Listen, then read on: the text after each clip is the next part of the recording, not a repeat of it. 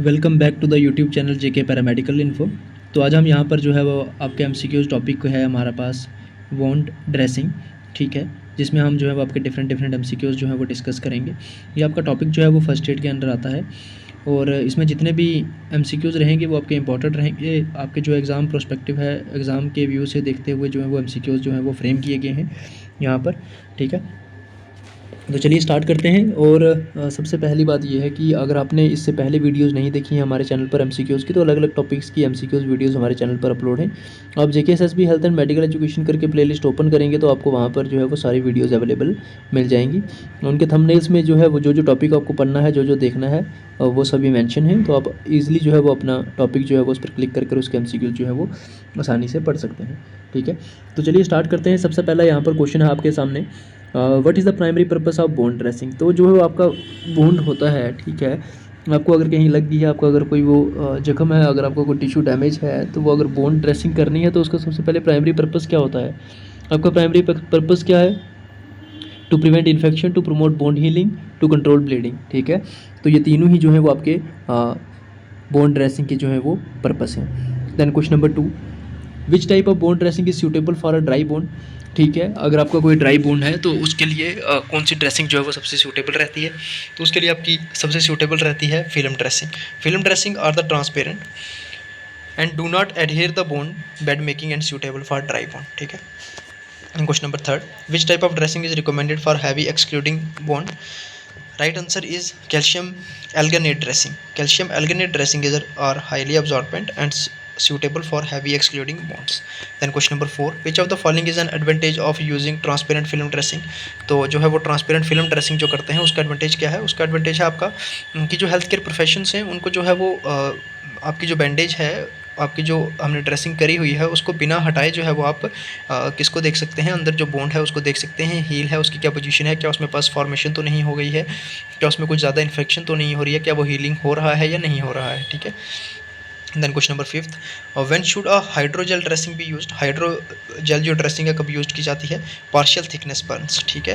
Hydrogel जो है वो आपकी जब आपको पार्शियल थिकनेस बर्न्स हो जाते हैं, provide a most environment and promote healing, ठीक है। Then question number 6, what is the primary function of foam dressing. Foam dressing का जो है वो प्राइमरी पर्पस क्या है, प्राइमरी फंक्शन क्या है। Absorption of bone educate, okay. Foam dressing are designed to absorb bone educate while maintaining the moist bone environment. Then question number 7, which type of dressing is ideal for used on infected bones. Antimicrobial dressing contain the agent that help reduce the bacterial load and suitable for the infected bone, okay. Then question number 8, what is the purpose of using a non-adherent dressing. To reduce pain during dressing change. Non-adherent dressing do not stick to the bone bed, reducing the pain and trauma during the dressing change, okay. Then question number 9, which dressing is commonly used for pressure ulcer. तो कौन सी dressing है वो जो commonly use की जाती है pressure ulcer के लिए, वो आपकी की जाती है hydrochloride dressings. Hydrochloride dressing create for most bond environment, provide a barrier against external contamination, making them suitable for pressure ulcer. Then question number है हमारे पास 10th, which type of dressing is recommend for diabetic foot ulcer, ठीक है। तो collagen dressing जो है वो की जाती है अगर डायबिटिक फुट अल्सर होता है किसी पेशेंट को, तो उसको नॉर्मल बैंडेज या फिर नॉर्मल ड्रेसिंग नहीं की जाती। Collagen dressing promote the healing and stimulate granulation tissue formation, making them suitable for diabetic foot ulcer. Then question number 11, what is the purpose of using negative pressure bone therapy NPWT dressing. The right answer is to promote bone healing through an application of controlled negative pressure. NPWT dressing create a vacuum like environment that promote bone healing by removing excess fluid, improving blood flow and promoting granulate tissue formation. Then question number 12, what is recommended frequency for changing the sterilite bone dressing. तो आपकी जो है वो कितनी देर के बाद जो है वो आपकी ड्रेसिंग चेंज करनी चाहिए स्टेरलाइट ड्रेसिंग को। as needed based on the bone condition. The frequency of change sterilite bone dressing depends on the bone condition that healthcare professional assessment, ठीक है। अगर जो है वो आपका बोन काफ़ी ज़्यादा गहरा है तो हम मोस्टली जो है वो अगर उसमें ब्लीडिंग है या फिर उसमें पस फॉर्मेशन जल्दी हो रही है, टिश्यू डैमेज है, तो हम जो है वो 24 हॉर्स के बाद जो है वो ड्रेसिंग चेंज कर देते हैं। अगर आपका बोन थोड़ा सा जो है वो फॉर एग्जाम्पल अगर आपका स्टिच वाला बोन है तो हम उसको जो है वो 48 आवर के बाद जो है वो उस ड्रेसिंग को चेंज करते हैं, ठीक है। अगर जो है वो आपको सिर्फ नॉर्मल सिर्फ बिल्कुल ड्राई बोन्ड है, ठीक है, आपको जो है वो उसके स्क्रैचेस वगैरह या फिर उसको बाहर की एक्सटर्नल जो है वो मॉइस्चर और जो है आपको इन्फेक्शन से बचाना है, तो हम 72 हॉर्स के बाद भी ड्रेसिंग चेंज कर सकते हैं, बट वो एक जो है वो आपकी ड्रेसिंग स्टेरलाइज नहीं मानी जाएगी, ठीक है। स्टेरलाइज ड्रेसिंग के लिए आपको जो है वो विदिन 24 हॉर आप चेंज कर सकते हैं, एंड SOS आप समझ सकते हैं, एज़ पर नीड, ठीक है, जो है वो ड्रेसिंग चेंज की जाती है, बट मोस्टली जो है वो 24 आवर और 48 आवर के बाद ही आपकी ड्रेसिंग चेंज कर दी जाती है, ठीक है। Then question number 13, which of the following should be done before starting bone dressing procedure. तो क्या सबसे पहले किया जाता है, आपके हैंड वॉश थ्रोली किया जाता है सबसे पहले, आपके जो ग्लव्स हैं वो लगाए जाते हैं, then explain the procedure to patient. Before starting bone dressing, health care professional should wash their hand, wear gloves and communicate the procedure to the patient, ठीक है। Then question number 14, what should be a primary goal of bone cleaning, ठीक है, to remove the debris and bacteria. The primary goal of bone cleaning to remove debris bacteria for the foreign material from the bone to minimize the risk of infection, ठीक है। आप जो है वो hydrogen peroxide से जो है वो बोन को क्लियर करते हैं, अगर उसमें कुछ सैंड और डस्ट के पार्टिकल्स अगर आपको दिखते हैं तो आप हाइड्रोजन पेरोक्साइड अगर आप बोन पर डालते हैं, देन वो उसको क्लियर करेगा, देन आप उसको नॉर्मल सलाइन जो कि आपका NS होता है उससे आप उसको वॉश आउट कर सकते हैं बोन को। देन उसके बाद जो है वो आप बीटाडीन गाज से आप उसको ड्रेसिंग कर सकते हैं, ठीक है, ऑइंटमेंट को यूज़ कर सकते हैं, ठीक है। उसके बाद में हमारे पास क्वेश्चन नंबर 15 आता है, what should be used for bone irrigation. The right answer is sterilized saline solution. Sterilized saline solution can be recommended choice for bone irritation as it gentle, isotonic and does not harm healthy tissue. Okay, जिस तरह से आपका मैंने आपको बताया जो NS है आपका नॉर्मल सलाइन वाटर, ठीक है, वो स्टेरलाइज होता है, उसके बाद में जो है वो आपका बोन में आपकी जो हेल्थी जो आपका टिश्यू है उसको डैमेज नहीं करता है। Question number 16, which of the following is an example of a mechanical debridement method. Okay, mechanical debridement method क्या है, autolytic debridement, enzymatic debridement, surgical debridement, biological debridement. Surgical debridement is the right answer. Surgical debridement involve a physical removal of a necrotic tissue and foreign material from the bone. For example अगर आपका कहीं bone आप मान लीजिए आपके पास patient आता है accidental patient, then वो रोड पर जो है वो उसको काफ़ी ज़्यादा स्क्रैचेस हैं, तो उसको जो है वो काफ़ी ज़्यादा डीप जो है वो उसकी लेग और आर्म पे जो है वो स्क्रैचेस हैं, उसका टिश्यू अंदर तक डैमेज हो चुका है और रेडनेस के साथ साथ वो टिश्यू बिल्कुल ब्लैक हो चुका है, ठीक है। तो आप समझ लीजिए वो बिल्कुल डेड टिश्यू है। बाय सर्जिकल डाइबेडेंट और सर्जिकल प्रोसीजर आपके जो डेड टिश्यू है, ब्लैक वाला एक्स्ट्रा स्किन है, उसको जो है वो रिमूव किया जाता है, देन ही उसके ऊपर जो है वो ड्रेसिंग की जाती है या फिर उसको स्टिचेस की जाते हैं। बट अगर आप उस बोन के अंदर ही उस ब्लैक वाली स्किन को या फिर black dead damage burn tissue को रहने देंगे तो वो आपके जो है वो इन्फेक्शन क्रिएट करेगा अंदर, ठीक है, बोन जो है वो हील नहीं होगा जल्दी उससे, ठीक है। Then question number 17, what is the purpose of applying and primary dressing.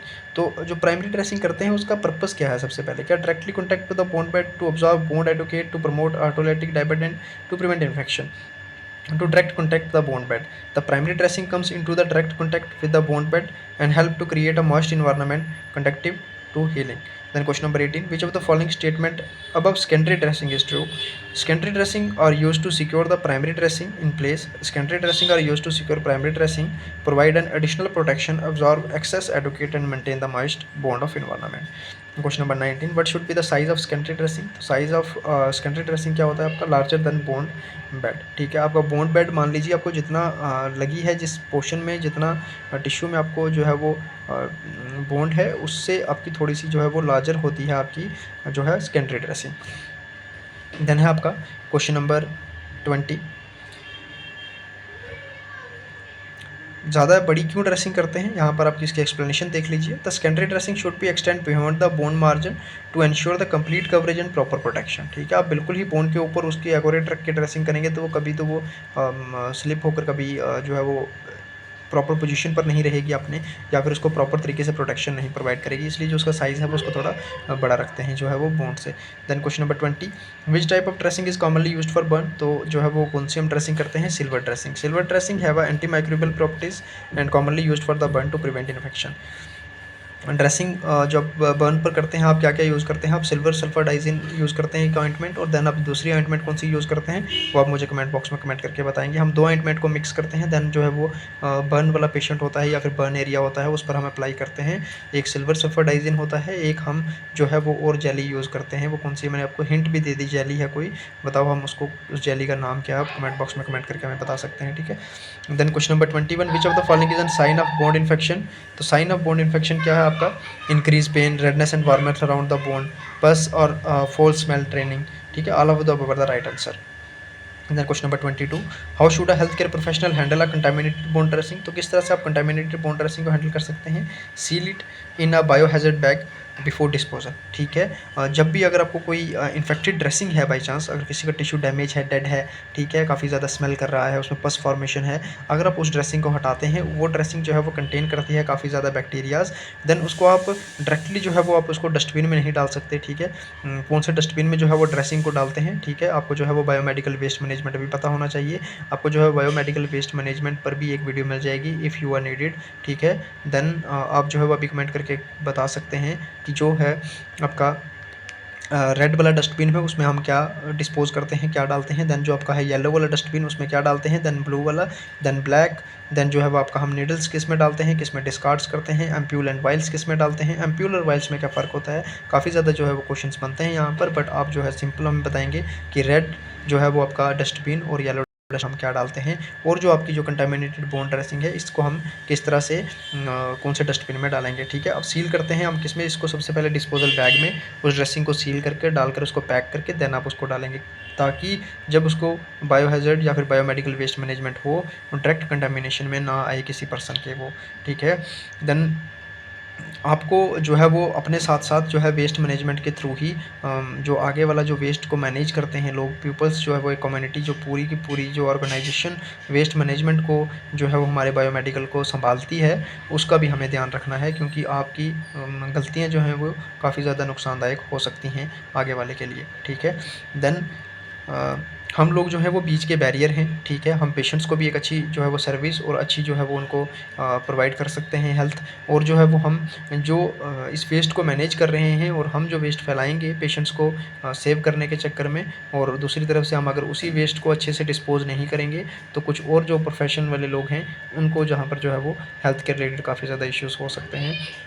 For example, अगर आपने नीडल बाई चांस अगर डिस्कार्ड नहीं करी, नीडल आपने येलो डस्टबिन में डाल दी, रेड डस्टबिन में डाल दी, ठीक है। अगर आपने बाई चांस जनरल वेस्ट में ही उसको डाल दिया, तो जनरल वेस्ट में तो कोई भी पर्सन डायरेक्टली हाथ लगाएगा ना, जो भी उस वेस्ट को डिस्पोज ऑफ करेगा, वो तो जनरली उस पॉलीथीन को उठाएगा डायरेक्टली और सीधा डालेगा कहीं और, या फिर उसको मूव अवे करेगा। सारा काम तो हमारे इंडिया में अभी तक तो जो है वो मशीन से होता नहीं है, आपको पता है, मोस्टली मैन पावर ही यूज़ होती है। तो अगर आप करते हैं, उसको नीडल स्टिक इंजरी हो जाएगी, उसको नीडल चुभ जाएगी। फॉर एग्जाम्पल, वो नीडल अगर किसी कंटामिनेटेड पेशेंट की है, कोई डायबिटिक पेशेंट है, कोई एड्स वाला पेशेंट है, तो वो डिज़ीज़ तो इस तरह से कम्युनिकेबल, और तो आप लोग तो और बीमारियां फैला देंगे। इसलिए सबसे पहले अगर आप हॉस्पिटल में जाते हैं, किसी हॉस्पिटल में काम करते हैं, तो you must have knowledge about the biomedical waste management, देन ही आप लोग जो है वो नीडल को, सिरिंजेस को हाथ लगाएंगे, ठीक है। उससे पहले कभी भी आप लोग जो है इंजेक्शन में लगाना सीख लूँ, पहले ये मैं करना सीख लूँ, मैं ड्रिप लगाना सीख लूँ, मैं मेडिकेट लगाना फिट करना सीख लूँ, कैनुअलाइजेशन कैसे करते हैं वो देख लूँ, कैथिएटर कैसे डालते हैं, रायल ट्यूब कैसे डालते हैं, ये चीज़ों की तरफ मत जाना, बेसिक क्लियर रखना, देन ही आप जो है वो स्टेप बाय स्टेप आगे बढ़ सकते हो एक अच्छी नॉलेज के साथ, ठीक है। काफ़ी ज़्यादा हो गया लेक्चर। देन अब शुरू करते हैं, वापस अपने क्वेश्चन की तरफ आते हैं। काफ़ी ज़्यादा भटक गए थे हम अपनी लाइन से, ठीक है। Seal it to the biohazard bag for disposal. Then हमारे पास आता है question number 23, which of the following statement about the sterilised glove is true.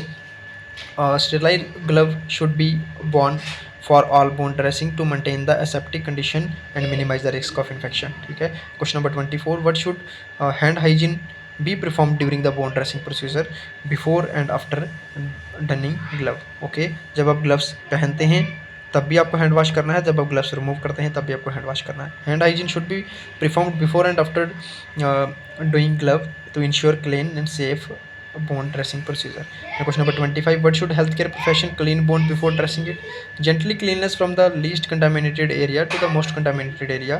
Bone should be cleansed during a gentle sympathetic approach, moving from the least contaminated area to most contaminated area to avoid cross contamination. Okay, you must knowledge about have cross contamination, ठीक है। if someone have idea then very good, if not then I will explain you। क्या होता है कि अगर आपका जिस तरह से बोन है, ठीक है, अगर आपने पहले क्या किया, एक गॉज पेज लिया, स्टेरिलाइज गॉज पेज लिया आपने, ठीक है, एंटीसेप्टिक का।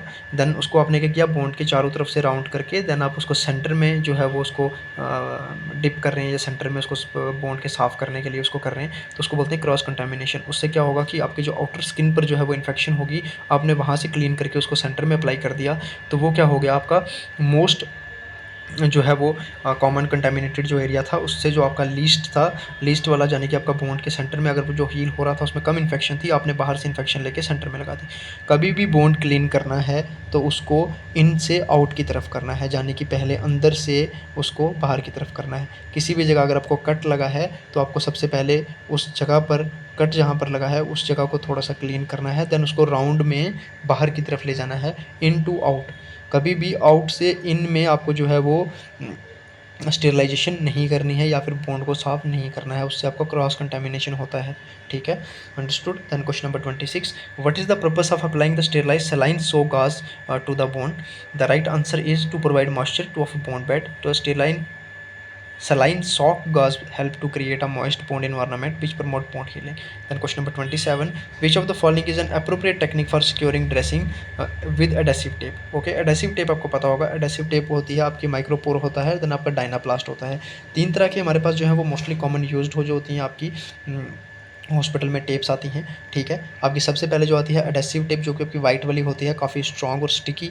ठीक है, देन हमारे पास आती है दूसरी माइक्रोपोर, जिसको आप स्पाइरोपोर भी बोलते हैं कुछ लोग। देन माइक्रोपोर में क्या है, ये आपकी बिल्कुल वाइट सी टेप होती है जिसको आप डॉक्टर टेप भी बोलते हैं। सिंपल सा जस्ट उठाई पेपर टेप चिपकाया, देन ओके फाइन। ठीक है, वो होती है आपकी माइक्रोपोर। देन होती है आपका डायनाप्लास्ट। डायनाप्लास्ट करके जो आता है, एक डायनाप्लास्ट आता है आपका कैनुला फिट करने के लिए। जो एडेसिव टेप भी कैनुला फिट करने के लिए काफ़ी ज़्यादा यूज़ की जाती है, बट जो है वो आपका डायनाप्लास्ट मोस्टली यूज़ किया जाता है। डायनाप्लास्ट आपका जो जिस तरह से आपकी क्रेव बैंडेज होती है ना, गर्म पट्टी, इस तरह का वो उसका कलर होता है, बट वो स्टिकी होता है, वो टेप की फॉर्म में आता है। ठीक है, उसको बोलते हैं हम डायनाप्लास्ट। ठीक है, उसको आप कट करके बिल्कुल उसकी कैनुला की शेप में जिस तरह से कैनुलाइजेशन करते हैं, कैनुला फिट करते हैं, देन उससे आराम से उसको कर सकते हैं। ठीक है, when securing the dressing with adhesive tape, it is an important anchor the tape of the intact skin surrounding the bone to prevent skin trauma and promote secure adhesion. And question number 28, how often should a transparent film dressing be changed? Okay, as needed based on the bone condition. Transparent film dressing can be left in the place of extended period, and frequency to change depends on the bone condition, the healthcare professional assessment. Okay, question number 29, which of the following disadvantages of using hydrocolloid dressing? Disadvantages क्या है? They may cause skin macration. Hydrocolloid dressing have a higher risk of causing skin macration in the place of extended period if used bond with excessive educate. Now question number 30, what is the purpose of using an elegant dressing to absorb bond educate?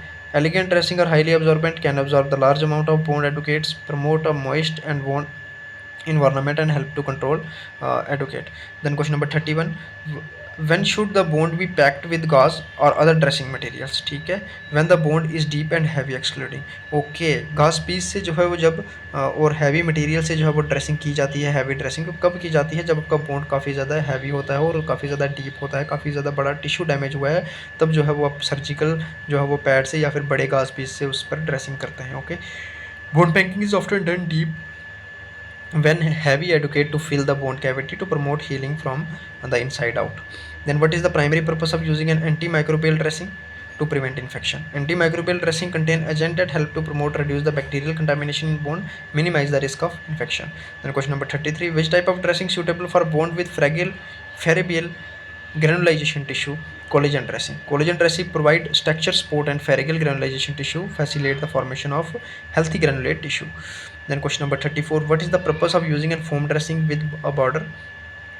The right answer is to protect the surrounding of skin. Foam dressing with borders provide additional protection to the surrounding of skin by preventing adequate leakage and minimize the risk of marination.